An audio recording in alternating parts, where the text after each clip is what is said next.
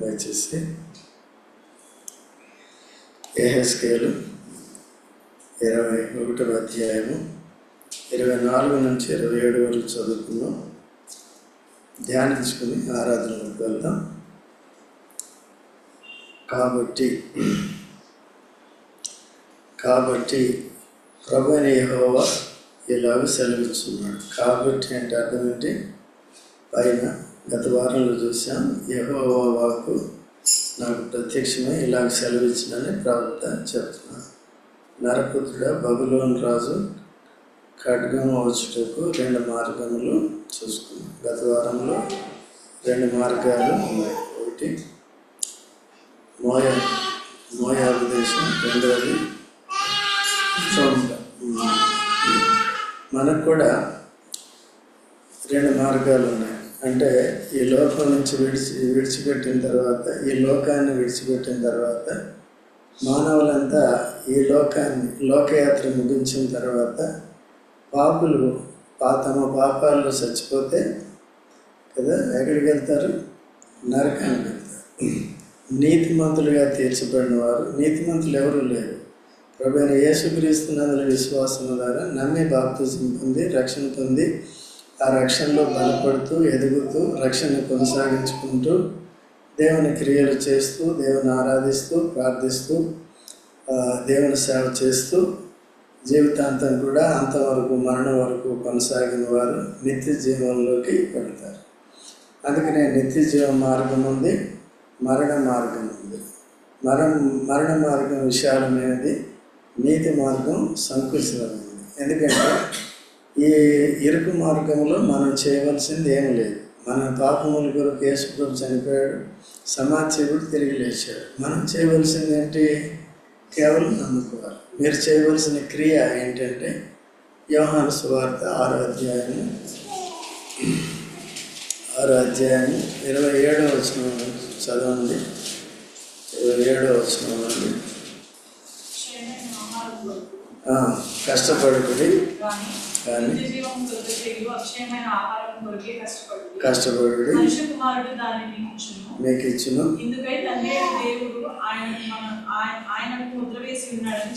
చెప్పాను. వారు మేము దేవుని క్రియలు జరిగించుటకు ఏమి చేయవలనని ఆయనను అడుగగా యేసు ఆయన పంపిన వానియందు మీరు విశ్వాసం ఉంచుటే దేవుని క్రియ.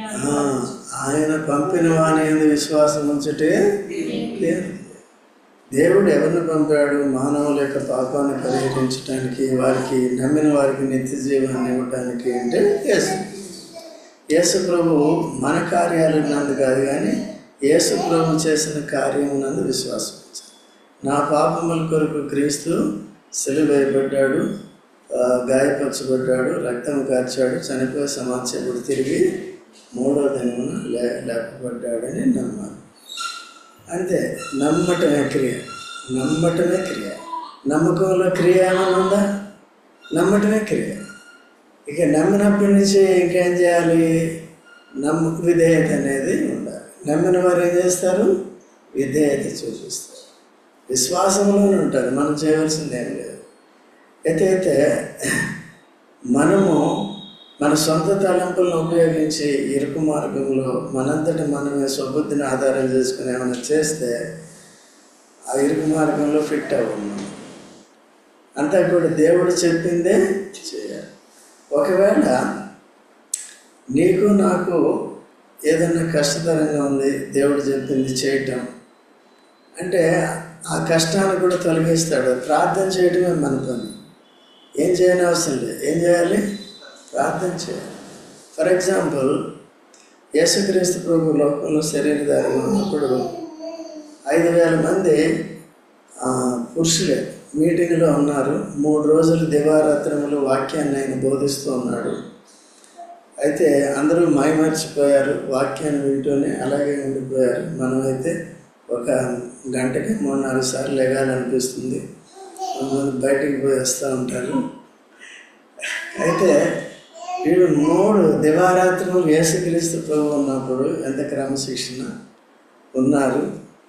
అయితే ఆ 3 దినాలు అయిపోయిన తర్వాత యేసుక్రీస్తు ప్రభు వాళ్ళు ఫిజికల్ అక్కడ కూడా చూశారు. మొదట ఆయన వాక్యాన్ని విన్నారు కనుక, తర్వాత ఏం చేశారంటే పరలోక రాజ్య విషయాలను వారు విన్నారు కనుక, ఆత్మ సంబంధమైన విషయాలను విన్నారు కనుక దాంతో ఆపేస్తాడా యేసు ప్రభు. తర్వాత ఫిజికల్ నీడ్ కూడా చూస్తాడు. అందుకనే వీరు సమస్యలు పడిపోతారు, చాలా దూరం వెళ్ళారు కదా, వీళ్ళకి భోజనం పెట్టండి అని చెప్పారు. వాళ్ళకి భోజనం పెట్టాలంటే వీళ్ళు క్రియలు చేయాలి కదా. క్రియలు అంటే ఏంటి? డబ్బులు ఉండాలి. ఎక్కడికి వెళ్ళి ఇంతమందికి తీసి అప్పటికప్పుడు పెట్టాలంటే చచ్చిపోతారు వీళ్ళు. ఇంకో 3 రోజులు పడుతుంది. అదే డబ్బులే లేవు. అదే మన పరీక్ష. మీరు ఏం చేయదు, మీరు ఇరుకు మార్గంలో ఉన్నారు. ఎవరికి చెప్పాలి? అదేదో నువ్వే చేయ ప్రభు అని చెప్పాలి. అయితే వీళ్ళు వాళ్ళ జేబులు తడవటం, తర్వాత ఒకళ్ళేమో లెక్కలు చెప్పటం, ఇంతమందికి భోజనం పెట్టాలంటే ఇన్ని రూపాయలు కావాలనే ఒక ఆయన నానా రకాలుగా మాట్లాడుతున్నారు. అంతేనా? సో కాబట్టి ఒక ఆయన జేబులు వెతికిన ఆయనకి దొరికినాయి. ఏం దొరికినాయి? 5 రొట్టెలు, చిన్న పిల్లవాడు. ఆ పిల్లోడు కూడా తినకుండా మాయం మార్చిపోయాడు ఆ మీటింగ్లో. మన పిల్లలు అలాగ ఉండరు కదా, గంతులేస్తూ ఉంటారు. ఆ చిన్నోడు చూడు పాట పాడుతూనే ఉన్నాడు, వాక్యం చెప్తున్నాం, పాడిని. కాబట్టి అలా ఇమ్మంటే ఇచ్చేసాడు. ఆయనకేమైనా స్వార్థం ఉందా? ఇచ్చేసాడు. ఇచ్చిన వెంటనే తీసుకుని యేసు ప్రభు ఆశీర్వదించి శిష్యులకి ఇచ్చి పెట్టమన్నాడు. అప్పుడు వాళ్ళకి తేలికైందా లేదా? ఆశీర్వాదాన్ని పంచిపెట్టారు. అందుకని ఇరుకు మార్గం అంటే అదేనమాట, మన ప్రయాస కాదు కదా. మన చెమట కనపడకూడదు. నేను ఎంత ప్రయాసపడి, చాలామంది చెప్తారు, నేను ఈ మందిరాన్ని కట్టడానికి ఎంత ప్రయాసపడ్డానో తెలుసా, నిన్ను రక్షణలోకి తీసుకురావటానికి ఎంత కష్టపడ్డానో తెలుసా అని అంటారా? కొంతమంది అంటారా అట్లా అనేవాళ్ళు. మనం కూడా నేను ఎంత కష్టపడ్డాను వాళ్ళ వరకు, ఎంత కష్టపడి ప్రార్థన చేశాను. ప్రార్థన చేయడం కష్టమైంది. నీ గురించి చేసేవాళ్ళు లేరా? నేను కూడా తిరిగాను కొంతమంది కొరకు. వాళ్ళు కనిపించినప్పుడల్లా చెప్తాను, చెప్పులు అరిగిపోయినాయని చుట్టూ తిరిగి చివరికి వాళ్ళు రక్షణ పొందారు. నేను తిరిగినప్పుడు పొందలేదు, ఇంకా తర్వాత కొద్దిగా మారలేదు. అర్థమైందండి? సో కాబట్టి ఇరుకు మార్గంలో ఎప్పుడు మన ప్రయాస అనేది విశ్వాసం ఉండాలి, ప్రార్థన చేయాలి. దేవుడే మనల్ని వాడుకుంటాడు. అప్పుడు దేవుడు వాడుకున్నప్పుడు సునాయాసంగా ఉంటుంది అన్నమాట. విశ్వాసం ద్వారా చేసే క్రియ తేలికగా ఉంటుంది. ఎందుకంటే దేవుని సహాయం అనేది ఉంటుంది. బ్యాక్గ్రౌండ్లో దేవుడే ఉంటాడు అన్నమాట. మోషేని కూడా దేవుడు వాడుకున్నాడు. ఇశ్రాయేలు ప్రజలందరినీ ఐగుప్తు నుంచి విడిపించడం కానీ, ఎర్ర సముద్రం దాటించడం కానీ మోషే దేవుడు సహాయం లేకుండా తనంతటి తాను చేయగలడా? లే. అది అందుకనే అయితే తనకి అధికారం ఇచ్చినప్పటికీ కూడా వెనక ఎవరు ప్రార్థన చేశారు? ఎవరున్నారు? దేవుడు. అందుకనే అక్కడ అల్ప విశ్వాసులైన ఇశ్రాయేలీయులు ఐగుప్తు నుంచి విడుదల పొందిన తర్వాత వెనక ఫరో సైన్యము ముందు ఎర్ర సముద్రాన్ని చూసినప్పుడు ఇంకా తప్పిపోయిపోయారు. అక్కడ సమాధులు లేదని మమ్మల్ని ఇక్కడ తీసుకొచ్చావా మోషే అని రాళ్లతో కొట్టి చంపుతాం నిన్నని మొత్తానికి తిరిగిపడ్డారు. అప్పుడు వెంటనే ఈయన దేవుని దగ్గరికి వెళ్ళి, దేవా ఏంటి పరిస్థితి, ముందు ఇది వెనక అది అంటే, ఎందుకే ప్రార్థన చేస్తావు, నీకు ఆల్రెడీ కర్ర ఇచ్చాను కదా, అధికారం ఇచ్చాను కదా, నువ్వు సముద్రం వైపు చూపించాడు. వెంటనే ఏమైందండి? ఈయన చేసిన పని గొప్పదా, దేవుడు చేసిన పని గొప్పదా? ఈయన చేసింది ఏంటి? ప్రార్థన చేశాడు, చేతిలో ఉన్న కర్ర చూపించాడు. అంతే, అది పెద్ద పని. మరి ఎవరు చేశారు ఈ పని? దేవుడు ఏమంటాడు తెలుసా? నీవు ఐగుప్తు నుంచి తీసుకొచ్చిన నీ జనాలు చెడిపోయారు అంటాడు. ఎవరు జనులు అండి? చెడిపోయినప్పుడేమో మోషే జనులు అంటాడు. ఎవరు? దేవుడు. అది దాంట్లో అర్థం చేసుకోవాలి, దేవుని భాషను కూడా అర్థం చేసుకోవాలి. ఓకేనా? సో అలాగా ఎవరైనా నేను ఎంత కష్టపడ్డా అంత అది అసలు దేవుని సేవకుడు అని చెప్తాను. విశ్వాసాన్ని కూడా చెప్పం కదా. నువ్వు ప్రయాసపడితే ఏమవుతుందండి? మోసే ప్రయాసపడితే ఏమైంది? ఏమైనా అయిందా? అంత ఎవరు చేశారు? దేవుడే అనుకోండి చేస్తాడు. మన జీవితాలు కూడా మనం ఎక్కువ నష్టపోయేది అంతే అన్నాడు దాని కొరకు. కాబట్టి ఏదైనా జరిగితే నేను ఎంత ప్రయాసపడ్డా ఎంత అంతా అన్నీ పక్కన పెట్టాను. అందుకనే మనకి ఇరుకు మార్గంలో తీసుకొచ్చాడు. దాని అంతము నిత్య మహిమ తర్వాత దేవుని దగ్గరికి ఖచ్చితంగా తీసుకెళ్తుంది. కాబట్టి జాగ్రత్తగా ఉండాలి. దీంట్లో ప్రవేశించాలంటే ఏం చేయాలి? నమ్మి బాప్తిజం పొందాలి. పొందిన తర్వాత మందిరానికి రావాలి. దేవుని సమయం దేవునికి ఇవ్వాలి కదా. అది నేను నమ్మానంటే సరిపోదన్నమాట. ఓకే. కాబట్టి ఏం చేయాలి? బాప్తిజం తీసుకోవాలి. అది సాక్ష్యం అన్నమాట. సంఘం ఎదుటి సాక్ష్యం ఇవ్వాలి, లోకం ఎదుటి సాక్ష్యం ఇవ్వాలి, సాతాను ఎదుటి సాక్ష్యం ఇవ్వాలి, పరలోకం ఎదుటి సాక్ష్యం ఇవ్వాలి. దేవదూతలు కూడా ఏం చేస్తారు? సంతోషిస్తారు. సో కాబట్టి ఇక్కడ 24వ వచనంలో ప్రభు అయిన యెహోవా ఇలా సెలవిచ్చున్నాడు, మీ అతిక్రమములు బయలుపడటం వలన మీ సమస్త క్రియలలో నుండి మీ పాపములు అగుపడినట్లు మీ దోషము మీరు మనసులకు తెచ్చుకొనినందునను నేను మిమ్మల్ని జ్ఞాపకం చేసుకున్నందును మీరు చెయ్యి చిక్కి అన్నారు. ఏదమ్మా? చెయ్యి. మీ దాంట్లో ఏముంది? చేత చిక్కి అన్న ఏదైనా ఒకటి. చెయ్యి అంటే ఏంటి? చేతులు అంటే 2, చేత అంటే 1. ఓకేనా? చెయ్యి చేత అనుకుంది. చెయ్యి ఆ చేత అనేది అర్థం కాదు కాబట్టి ఇప్పుడు చెయ్యి అని మార్చారు. కాబట్టి చెయ్యి చిక్కి ఉన్నారు. అతిక్రమలు చేసేవాడు. ఇప్పుడు ఫర్ ఎగ్జాంపుల్ ఒక దొంగవాడు ఉన్నాడు అనుకోండి. చేత చిక్కినప్పుడు దొంగ దొరికాడు. దొంగతనం చేశాడు కానీ ఎవరి చేతిలోనూ చిక్కలేదు. దోషములు చేశారు కానీ ఇప్పుడు చేతిలో చిక్కాడు. చిక్కినప్పుడు ఏం చేస్తాడు? దండిస్తాడు. అర్థమవుతుంది? ఎవరి ప్రజలు? ఇశ్రాయేలీయులు. దేవుడు వదిలేస్తాడు, కొంత సమయం వదిలేస్తాడు. అంటే ఇశ్రాయేలుకు ఉన్నదంతా ఏంటంటే వారు ఐగుప్తు నుంచి వచ్చినప్పుడు దేవుడు ఎన్ని అద్భుతాలు చేశాడు, ఎన్ని ఆశ్చర్యక్రియలు చేశాడు. వారిలో విశ్వాసాన్ని సంపూర్ణంగా పుట్టించాడు. నిజంగా ఐగుప్తు నుంచి ఎర్ర సముద్రాన్ని పాయలు చేసి గొర్రెపిల్ల రక్త ప్రోక్షణ ద్వారా మొదట ఆయన వారందరినీ విమోచించి ఎన్నో చేశాడు. అరణ్యంలో వారిని పోషించి బండను చీల్చి నీళ్ళు ఇచ్చి ఇవన్నీ చేసిన తర్వాత మొదట్లో కొద్దిగా బాగానే ఉన్నారు, పాటలు పాడారు. తర్వాత ఏమైపోయారు? చెడిపోయారు. అర్థమవుతుంది?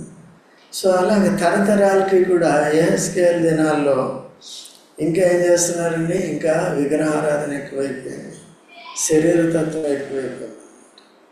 ఏదైతే మనం దేవుణ్ణి వెంబడించకుండా, దేవుని సమయం దేవునికి ఇవ్వకుండా ఏదైతే ఆటంకంగా ఉందో అదే నీ విగ్రహం.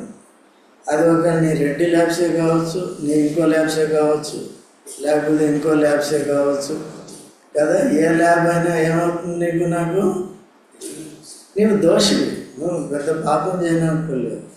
ఏదో ఇది తప్పు ఆతవి చేసే తప్పు. పాపాల్లో మొదటి పాపం ఏది చెప్పండి చూద్దాం. యేసుక్రీస్తు ప్రభు చెప్పాడు, నీ దేవుడైన యెహోవాను నీ పూర్ణ హృదయంతోను, పూర్ణ ఆత్మతోను, పూర్ణ బలంతోను, పూర్ణ మనస్సుతోను, వివేకముతోను ప్రేమించవలసినది. ఇది మొదటిది, ప్రాముఖ్యమైనది. రెండవది నిన్ను వలె నీ పొరుగువాన్ని. మొదటిది ఏంటి? దేవుణ్ణి దేవునిగా కనపరచకపోవటం, దేవునికి ఇవ్వాల్సిన సమయం ఇవ్వకపోవటం. ఇప్పుడే తప్పిపోతున్నాం. దాంట్లోనే చాలామంది తప్పిపోతారు.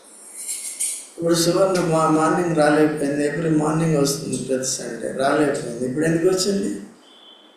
అట్లా కొంతమంది మనసు నిలుపుకుంటారు, దేవుని సమయం దేవునికి ఇస్తారు, దేవుని భయభక్తులు కలిగి ఉంటారు.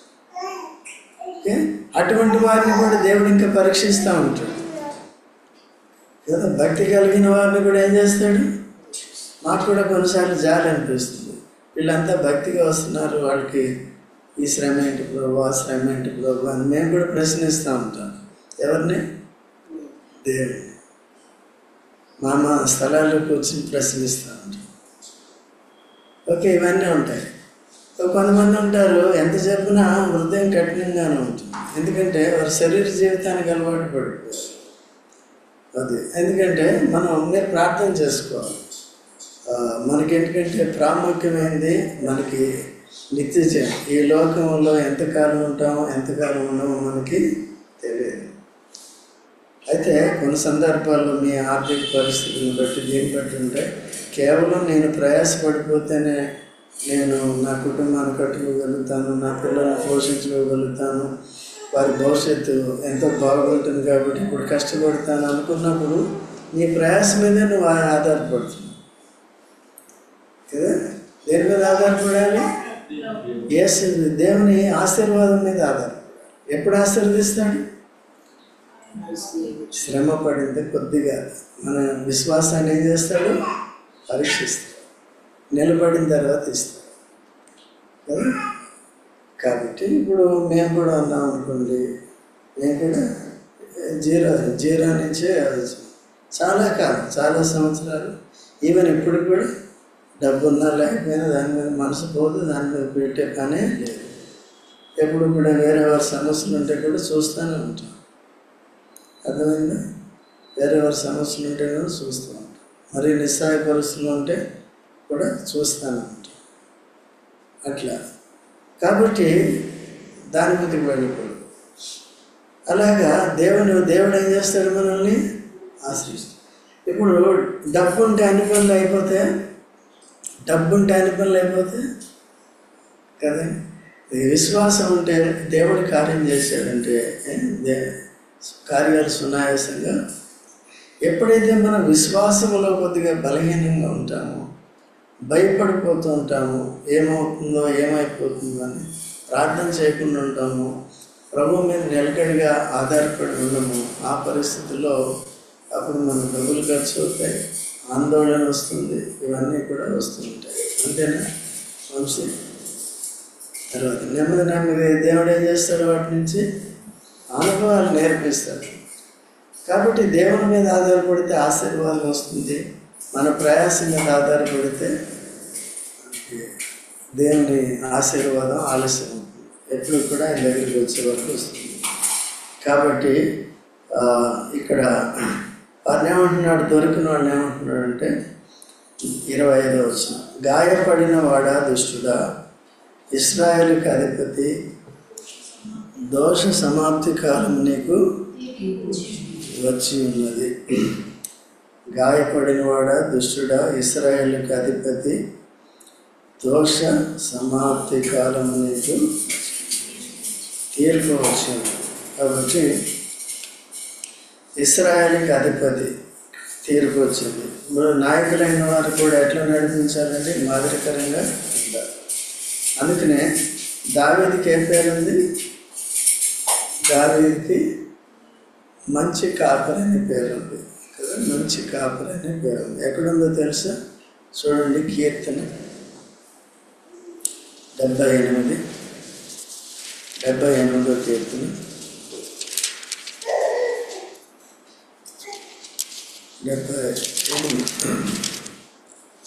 78వ కీర్తన చూడండి, 70వ వచనం. 70 కోరుకొని పిలిపించాను.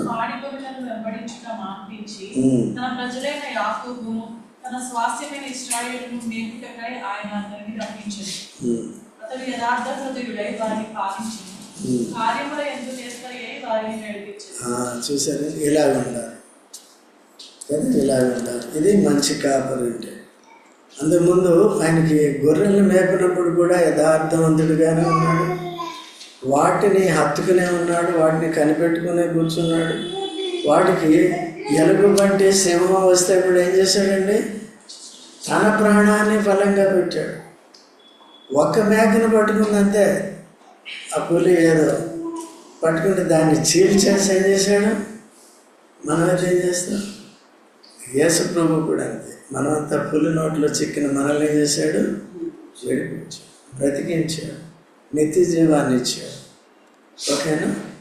అందుకనే మన అధిపతి, ఈ ఇశ్రాయేల్ అధిపతి వంటి వాడు. సో మన అధిపతి దావీదు కంటే గొప్పవాడు, దావీదు కంటే నమ్మకమైన వాడు. దావీదు తన ప్రాణం పెట్టలేదు, కానీ మన యేసు ప్రభు మన కొరకు ప్రాణం పెట్టి సాతాను తలను చితక్కొట్టి వాని ఊరిలో నుండి, చెరలో నుండి మనల్ని విడిపించి స్వతంత్రులుగా చేశాడు. అయితే స్వతంత్రులుగా నడుచుకుంటున్నామా లేదా అనేది మన మీద ఆధారపడి ఉంటుంది. తన వాక్యాన్ని అనుసరించి మనం నేర్చుకుంటూ జాగ్రత్తగా దేనికి బానిసలు కాకుండా దేవుని సేవ చేయాలి. దేవుని సమయం దేవునికి ఇవ్వాలి కదా, అలాగే మనం సిద్ధపడాలి. తర్వాత 26వ వచనం చదవండి. తలాటమును తీసివేయి, కిరీటమును ఎత్తుము, ఇది ఇకను ఇట్లుండదు. ఇక మీదట నీచుని గనుగాను, గనుని నీచుని గాను చేయు. చూడండి, ఇక మీదట నీచుని ఘనుని గాను, గనుని నీచుని గాను చేయి. తారతమ్యాలు తీసేయండి. ఇక్కడి నుంచి నీచుని గనుని గాను, గనుని నీచుని గాను అంటే అర్థం ఏంటంటే తగ్గించుకునేవాడిని హెచ్చించండి, హెచ్చించుకునేవాడిని తగ్గించండి. లేకపోతే నీతిమంతుడిని రక్షించండి, పాపిని శిక్షించండి. ఈ సమయం తీర్పు వచ్చినప్పుడు వచ్చాడు, ఆ రక్షకుడిని అంగీకరించకుండా ఎంత సమయం ఇచ్చినా దుర్వినియోగం చేసుకోండి, తగ్గించుకోకుండా ఉంటే, యేసుని అంగీకరించకుండా ఉంటే ఆ వ్యక్తిని ఏం చేయాలి? ఇప్పుడు గనుని నీచునిగా చేయాలి. అంటే తన దృష్టిలో తాను గనుడని అనుకుంటున్నాడు. నాకు దేవుడితో అవసరం లేదంటున్నాడు, దేవుని వాక్యానికి నేను భయపడినట్టున్నాడు, దేవుని తీర్పుకి నేను భయపడినట్టున్నాడు. వీడు లోకానుసారమైన గర్విష్ఠుడు అన్నమాట. తన దృష్టిలో తాను ఘనంగా ఎంచుకుంటున్నాడు అన్నమాట. ఈ లోకంలో మనుషులందరూ అలాగే ఉన్నారు కదా. అందుకనే మత్తయి సువార్త 5:3 ఏం చెప్తుంది? ఆత్మ విషయమై దీనులైన వారు ధన్యులు. దాని అర్థం ఏంటి? ఆత్మ విషయమై దీనులైన వారు ధన్యులు అంటే అర్థం ఏంటి? ఇప్పుడు నాకు పెద్ద నేను ఒక సీఈఓ కాదండి, నేను సీఈఓ కాదు, చపరాశులు కూడా కాదు, చపరాశులు అంటాను. అయితే ఒకవేళ నేను ఒక సీఈఓ అని అనుకో, లేకపోతే ఈ లోకంలో ఈ కులాలు, మతాలు, తర్వాత ఈ ఐశ్వర్యం, డబ్బు, ఘనత, గౌరవాలు లోక సంబంధమైనవి ఉన్నాయన్నమాట. అయితే యేసుక్రీస్తు ప్రభుని చాలామంది ఎందుకు నిరాకరిస్తున్నారంటే, ఇది మా కులానికి ఈ దేవుడు సరిపోడు, ధనవంతులకి సరిపోడు కదా, ఈయన దరిద్రుడు అని అనుకుంటున్నారు. ఓకే, అందుకని ఇప్పుడు నువ్వు యేసుని అంగీకరించి దరిద్రుల్ని ధనవంతులుగా చేయడానికి యేసు ప్రభు దరిద్రుడు అయ్యాడు. ఆ సత్యాన్ని మనం గ్రహించాం, వారు గ్రహించాం కాబట్టి మనం దీనులమై, నాకు కులంతో ప్రసక్తి లేదు. నన్ను కూడా కొంతమంది ఈ క్యాస్ట్ కులం వాళ్ళు వచ్చారు, వచ్చి ఈ క్షత్రియ కులానికి చందా కట్టమని వచ్చారు. నేను కట్టను, నేను యేసు ప్రభువుని నమ్ముకున్నాను, అయితే నేను మా కులంలో తీసేస్తున్నా. ఎప్పుడు నేనే అడిగిపోయాను, మీరు తీసేదేంటి, మీరు తీసేదేంటే తీసేయండి. లేదు మేమేమన్నా మీటింగులు పెట్టుకున్నా, లేకపోతే ఏదైనా సెలబ్రేషన్ చేసుకున్నా మిమ్మల్ని ఎవరో నువ్వు పిలిచినా నేను రాను కదా. నా సహవాసం ఎవరితో? ఇప్పుడు పరిశుద్ధులతో, క్రీస్తు ఉంటుంది అనుకోండి. ఎవరితో ఉండాలి? పరిశుద్ధ. ఇది వదులుకుని నీ దగ్గరికి ఎందుకు వస్తాను నేను? అందుకని చీకటి నుండి ఏమైంది? ఇప్పుడు ఎప్పుడైతే వెలుగుగా మార్చాడో చీకటి నుండి ఏమయ్యా మనం అది చెప్పడం మంచిదైంది. ఇక ఇంకో కొంతమంది ఏమన్నారు, అదే నువ్వు అడవుల్లో ఉండాలి, ఇక్కడ ఉండొద్దు, సొసైటీలో ఉండొద్దు, ఒక సినిమా వద్దంటావు, అది వద్దంటావు, ఇది వద్దంటావు, ఇక్కడ అసలు ఈ లోకంలో పనికిరావు, వెళ్ళిపో అంటారు. అదేంటి అయితే మీ అందరినీ కూడా సినిమాలు మార్పించాలి, పరలోకాన్ని పంపాలని నేను వచ్చాను కాబట్టి మీరు ఇవన్నీ దుష్టత్వం నుంచి ఏం కావాలి, మీరు తొలగా మీరు కూడా చీకట్లోంచి వెలుగులోకి రావాలి. అందుకని నేను ఉండేది. కాబట్టి నీచుని ఘనునిగా, ఘనుని నీచునిగా చేయాలి. కాబట్టి యేసుక్రీస్తు ప్రభువుని అంగీకరించిన వారంతా కూడా దీనులయ్యారని అర్థం. ఆ దీన స్వభావం మనం కలిగి. దావీదు ఎంత దీనుడో తెలుసు కదా మనకి. దావీదు ఎంత దీనుడో తెలుసా మీకు? గుర్తుందా ఎక్కడైనా? 131 కీర్తనలో ఉంటుంది కదా, సరసారి చెప్పాము.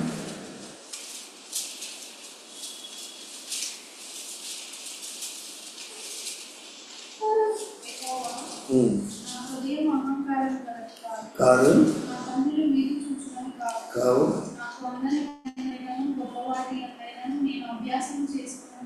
చూసారండి. నా హృదయం అహంకారం కలిగింది కాదు, నా కన్నులు నీతి చూసినవి కాదు, నాకు అందని వాటి నేను గొప్ప మనకు అవసరం.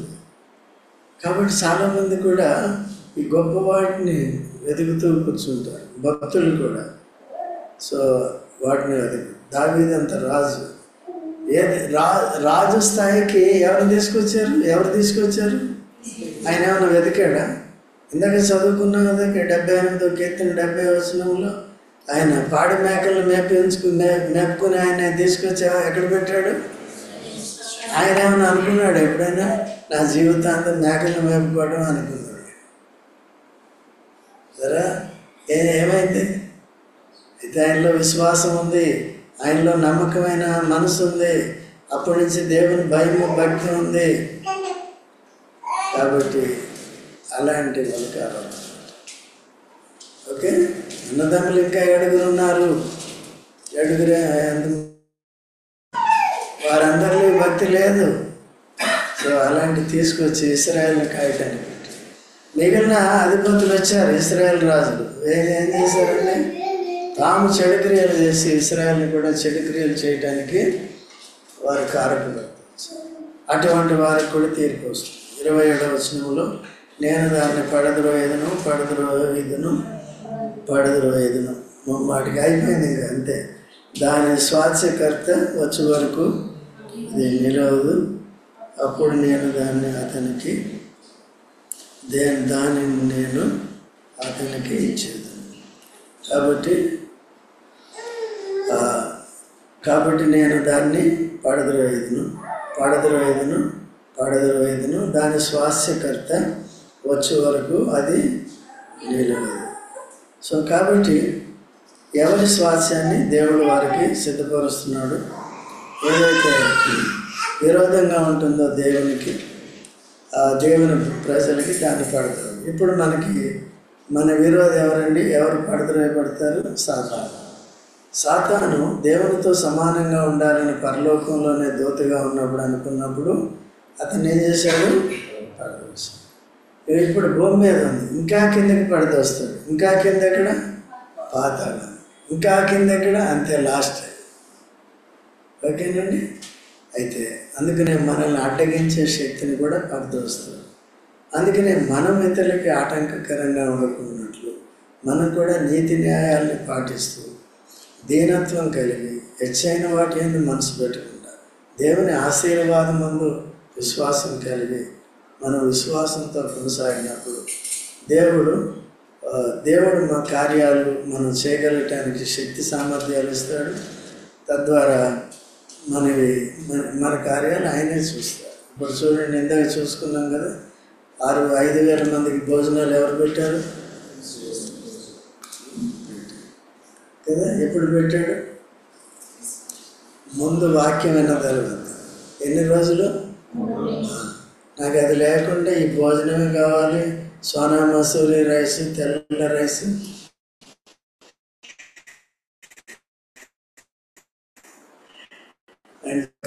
పెట్టి దేవుని సమయం దేవునికి ఇచ్చి ఈ భూ సంబంధమైనవి దీవెనలు ఇవి దేవుడు అవసరాన్ని బట్టి ఇస్తూ ఉంటాడు. ఎప్పుడు కూడా అట్లా విడిచిపెట్టేవాడు. అయితే ఈ క్రమమైన విశ్వాస పద్ధతిలోనికి రానప్పుడు కొన్నిసార్లు ఈ పరీక్ష పరిశోధనలు ఉంటాయి. సంపూర్తిగా తీసుకురావటానికి కూడా ఇతరులకి మనం విరిగి నలిగిన తర్వాత స్థిరపడి ఆశీర్వాదకరంగా, నేను ఆశీర్వదింపడితే నేను ఇతరులకి ఆశీర్వాదకరంగా, నేను కూడా ఏం కావాలి, అన్నీ ఓర్చుకుని అన్ని ఈ లేఖనాలు ఎరగాలి. ఫస్ట్ ఎరిగి దేవుని మీద ఆధారపడేది చేసుకున్నాం.